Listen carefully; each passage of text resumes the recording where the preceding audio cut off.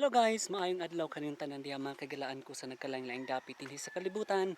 Welcome sa akong channel. So karong adlaw, I'm going to cover a place kung saan ni siya ka lugar nga gina-develop pa sa barangay Lumbia, specifically diri sa barangay Kiam-is, and hopefully this will be one of the tourist destination or laaganan sa mga tao dinhi sa Cagayan de Oro, aside from to sa may Makahambos Cave and then sa Kamarahan Ridge, and this one is an overlooking place as well, and where you can stay and do some other stuff. But now kita sana ko ninyo kung asa mo padulong or asa ang lugar. So diri nga point, dito na siya lahos pabalik dito sa Lumbia. Kay kani nga lugar dinhi siya sa Kiam-is. Ang lugar nga kung saan asa nato makitaan ang tribal, ginatawag siya tribal place. I'm not sure kung mo ginatawag na dapat gina-develop pa siya as of now. So kana siya dito na padulong sa muang gamay nga farm, and then mo ni siya ang agianan padulong dito sa tribal place. So magsugod na tag lakaw karon padulong didto, and then pag-abot nato didto akong ipakita sa inyo o istorya kung sa mga kanindot sa lugar. Muna siya ang agian padung didto, and as of the moment still pa ba, like raw ang dalan, kay tungod sa COVID lagi nga bawal pa ang mga tao maglihok o magtapok. So mo ni siya.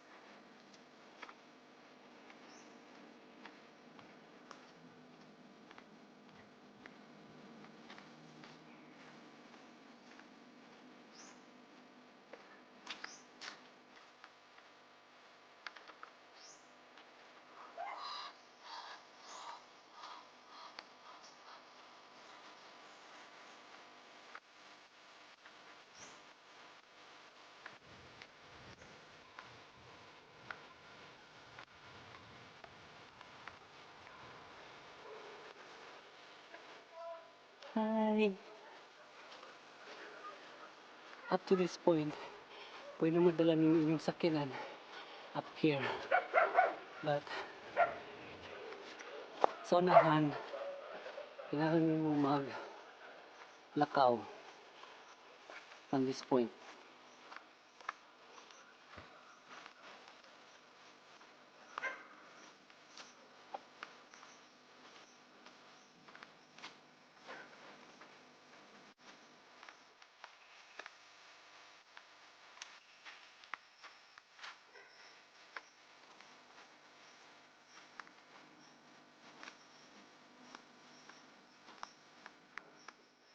The most challenging part lang aning lugar is tungason siya. And sa mga mahilig og tungas-tungas, this will be for you. At sa mga weak og heart or mga dali kapuyon, this will be a really challenging thing para sa inyo ha. But it's really worth it because when you get there, it's a relaxing naman. It's a relaxing place.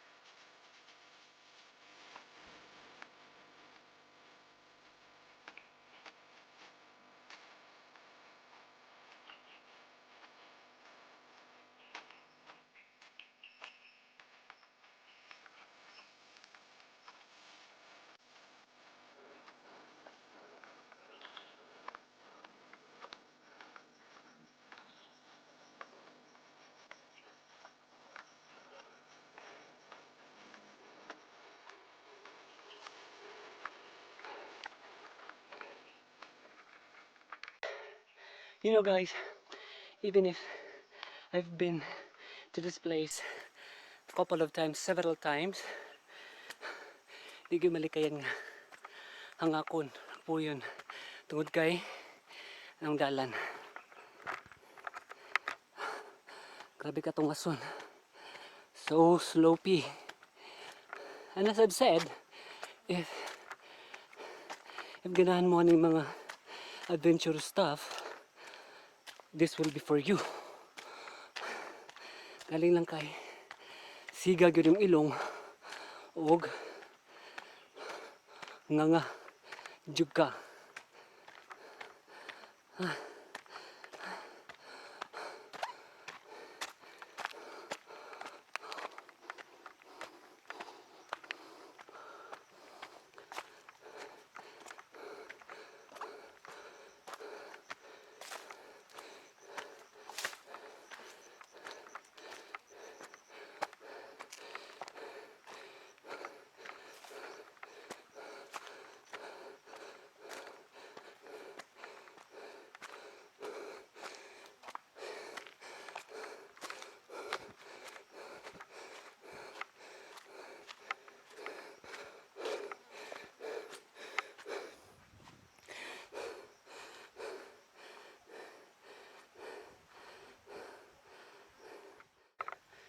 So when you get to this point, aning punto, pwede mo pahulay, pwede mo mag-relax, ayaw mo tungas, kay ito apa, ito man, ito pa, ang tribal, ang location. Pwede mo pahulay, kauban sa mga carabao. So when you're ready, lahos na mo dito.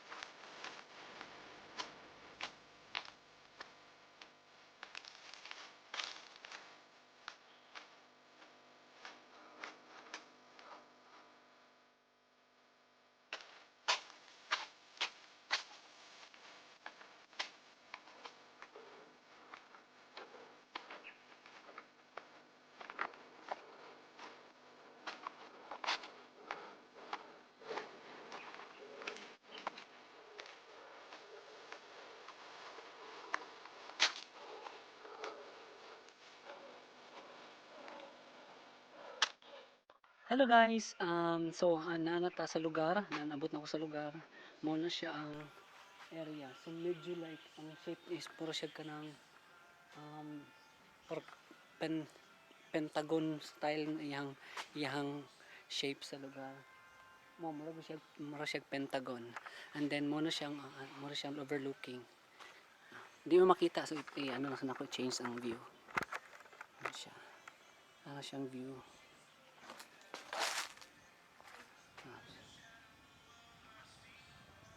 Ano siyang lugar?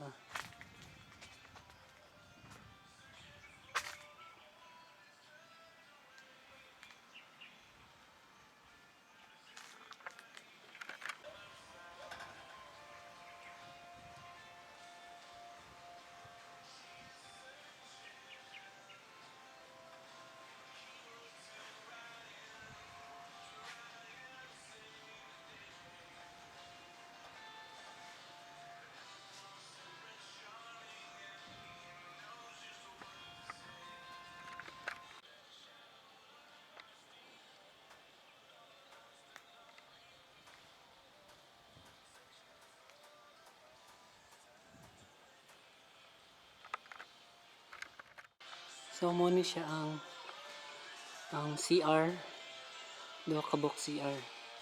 I'm not sure if water is available karon nga time but I'm pretty sure magamit ni siya both nga CR. And there's a quarter here as well in case na like you want to rest a little bit. Tapos siya mga bintana. Diba? Diba? And then there's this box, a donation box, to those who wants to give and share their blessings. You can drop some here. It's up to you. It's up to your heart. So muna siyang lugar guys. Mani.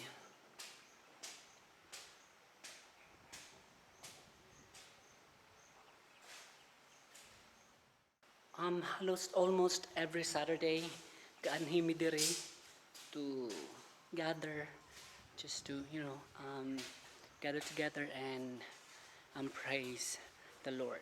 So we use this place to pray and worship God sa matag Sabado, kung dili man matag Sabado, Sabado ginamo siya ginabuhat uban sa Kagawad, uban ni Kagawad Pastor Saluna. Kaya siya man ang one of the kagawad nga ga-maintain pod aning lugar. And actually this other day ata yung ayuhon na ang kuryente kaya sa the moment wala pa masyadong wala electricity nga lugar.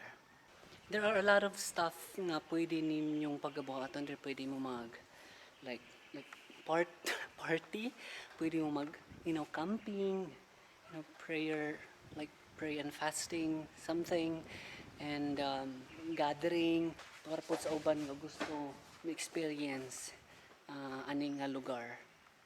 Kung madunggan man ninyo ang hangin, lami kay ang hangin diri, like magpahulay, wala jay saba, ang madunggan lang nimo is mga bird ug ang wind.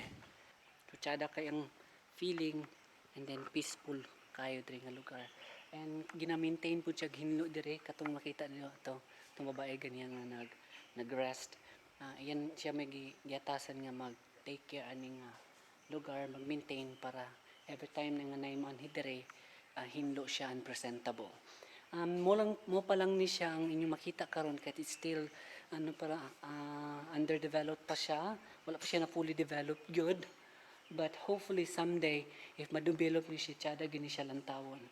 And ang dalan pod, apilan pod nila og kanang develop para at least dili kay malisudan ng tao og kanang lakaw og kat-kat diri nga lugar. Ingani nga place ba? This is one of my dream nga makabalay ko og na ibabaw sa bungtod, overlooking place. This is one of my dream kay like peaceful siya ba? Peaceful man gyapon sa lugar pero say man lagi yung feeling nga nakadrining bungtod nga you can see far beyond sa imong malantaw sa imong mata tungod kinaka sa ibabaw sa ka lugar. And it's really beautiful, relaxing, peaceful.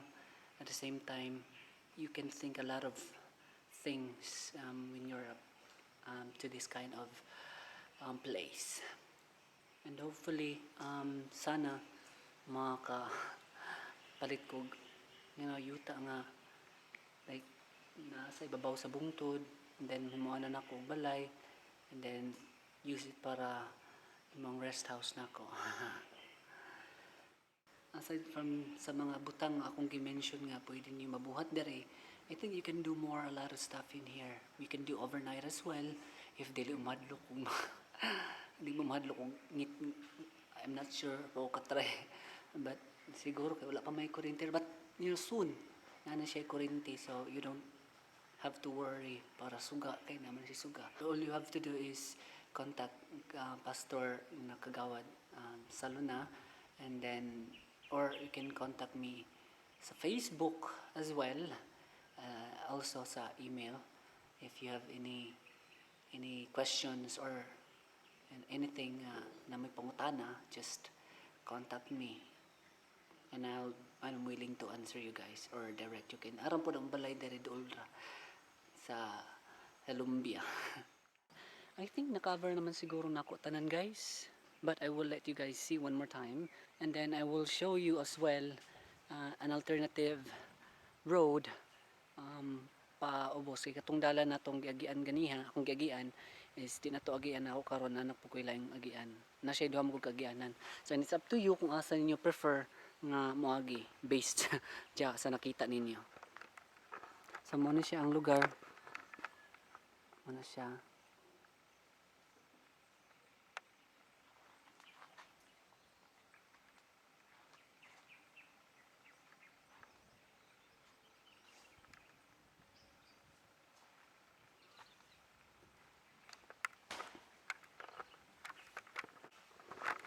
So, you may have seen less aning lugar kasi wala pa siya tanawa. It's pretty empty. Ang gani karon kay medyo hinlo na siya, dati yung pretty yung gubot kayo ni siya nga lugar, hangking mga kahoy kay tungod na stop siya for long time kay tungod lagi sa COVID nahunong og trabaho aning nga lugar, but now slowly na sila og kanang pabalik aning pag continue sa pag-renovate aning nga lugar, and then hopefully it will be fully developed, and as well as pwede na gid siya matawag og kanang I don't know, mano na gid siya ma-fully developed and tsada na gid siya lantawon. So karon dito moagi aning nga lugar nga paubos, another route siya aside sa akong giagian ganiya.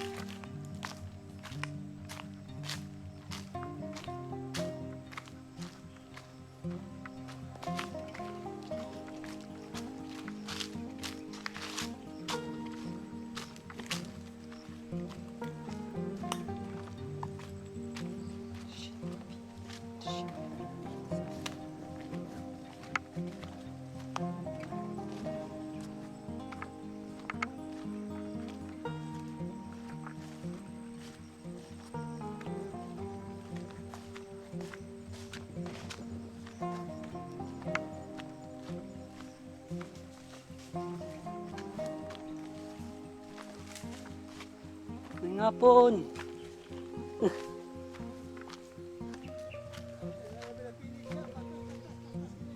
Aman. Arapit. Ay, tara. Tay. Mapak. Ha?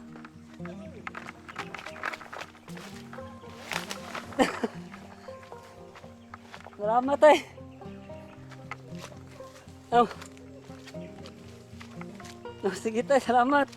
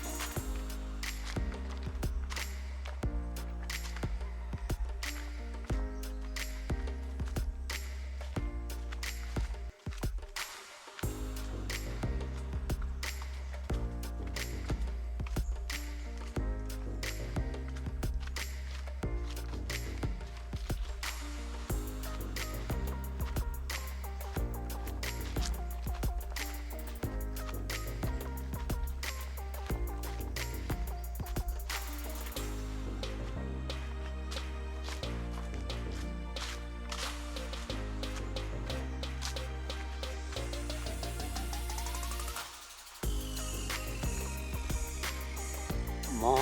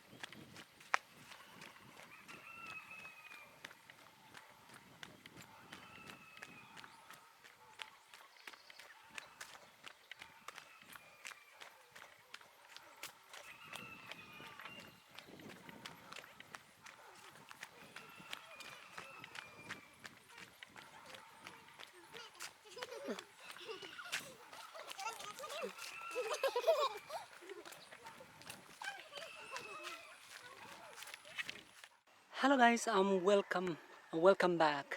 Nibalik na ta sa ako ang gisugdan ganiha. And muna siya. Itong pabalik sa Lumbia. And then kung asa ta ni Agi, dire ko nilusot dayon. The difference sa ang gagyan is mas medyo layo siya kumpara sa kung gagyan pa tungas. But overall naman siya, dili man kay siya as in layo. Dagan ko pa na okay.